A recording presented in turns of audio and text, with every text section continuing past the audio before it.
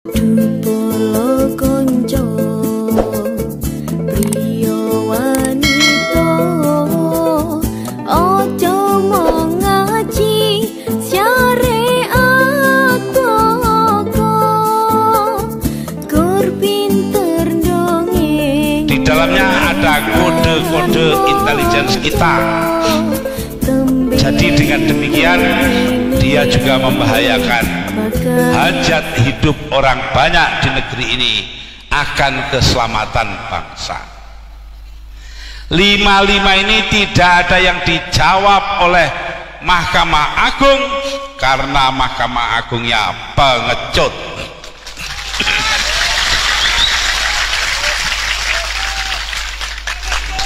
Saya tidak ngompori orang, saya hanya supaya Anda semua tahu akan hal ini, itu saja. Buktinya, kalau terjadi pelanggaran konstitusi, saya bicara begini sudah 1,5 tahun lamanya, sudah diterbitkan sebuah buku mengenai apa itu maklumat keadaan darurat. Sudah berbulan-bulan yang lalu buku itu sudah habis, sekarang dicetak kedua. Tetap tidak ada yang berani membawa saya ke pengadilan. Oh iya, kalau betul kan dibawa ke pengadilan toh. Itu menunjukkan apa yang saya omongkan itu betul. Sebab menuduh pemerintahan adalah melanggar konstitusi adalah sebuah tindakan hukum yang dapat dihukum kalau tidak benar. Tak tunggu-tunggu nih kapan itu?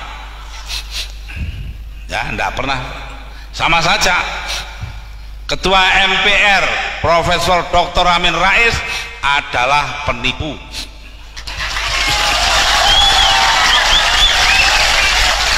Ini ke 52 kalinya saya bicara di muka umum. Tak tunggu nih, bener gak ini? Yang menentukan benar tidaknya pengadilan. Saya tunggu, berani tidak membawa saya ke pengadilan? Sampai hari ini tidak berani. Mengapa saya berani mengatakan demikian?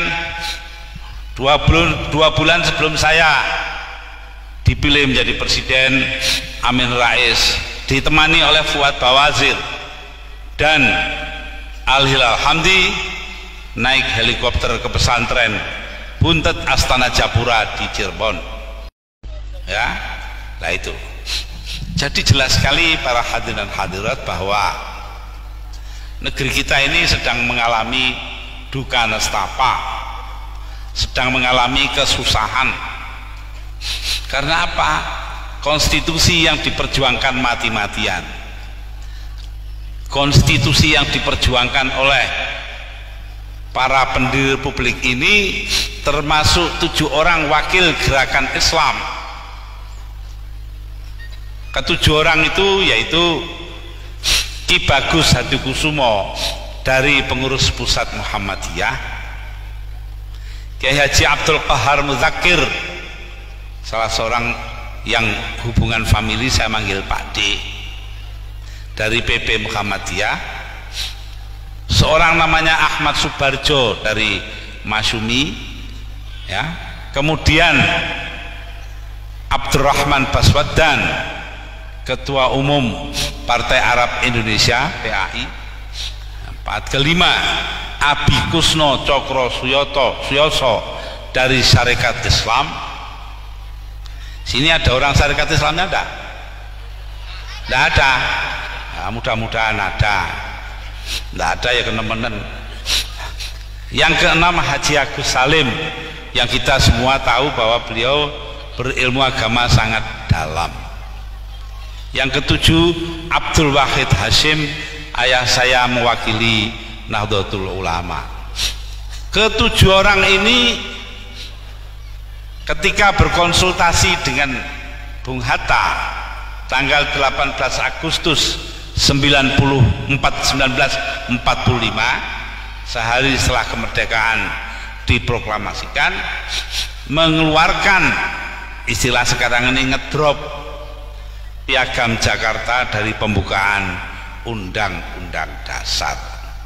Loh, negara yang diperjuangkan mati-matian juga oleh para wakil-wakil organisasi Islam itu sekarang sedang mengalami musibah besar-besaran karena terjadi pelanggaran korup konstitusi, pelanggaran demi pelanggaran. Lah yang diurusi itu tidak ada yang pokrok, cilik-cilik, bangsanya soal inul, goyo, tahu itu. Ya kan soal kecil loh, inul lo. Ya. Inul tukang ngebor.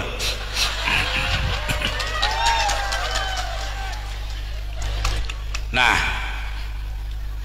karena itulah pelanggaran demi pelanggaran, kebohongan demi kebohongan, pengkhianatan demi pengkhianatan, Allah marah. Karena marah itu kita lihat sekarang bumi longsor, gunung-gunung meledak, bahkan diumumkan Semeru, gunung Semeru itu sudah mati, sekarang hidup lagi.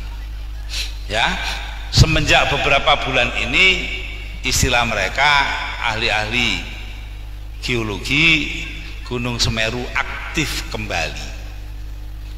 Bahkan 2 hari yang lalu Malang kena abu dari gunung Semeru, sehingga akhirnya ketika saya ada acara di Bangil itu dari Kediri saya liwat Jombang, lalu ke Mojokerto, Mojosari, Japanan, Gempol, Bangil, sedangkan yang mapak saya Bapak Khairon Syakur dari Bangil pulangnya misah liwat Blitar, itu tidak bisa liwat karena gelap gulita, tertutup debu.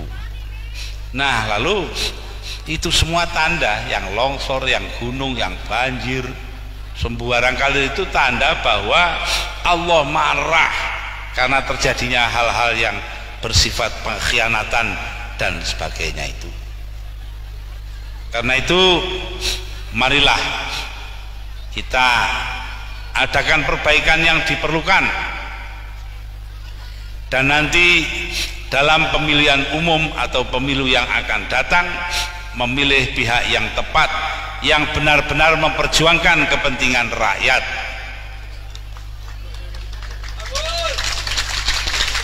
Ini bukan kampanye loh, saya tidak nyebut apa-apa kok. Pihak yang mementingkan kepentingan rakyat, ya loh. Nah, ini akibat daripada situasi seperti itu.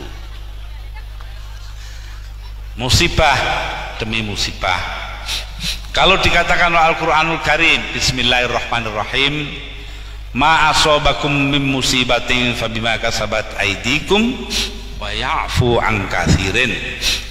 Musibah yang menimpa diri kalian tidak lain adalah buah kerja tangan kalian sendiri. Loh, kalian tuh orang banyak, nah di dalamnya termasuk gombal-gombal yang melanggar konstitusi.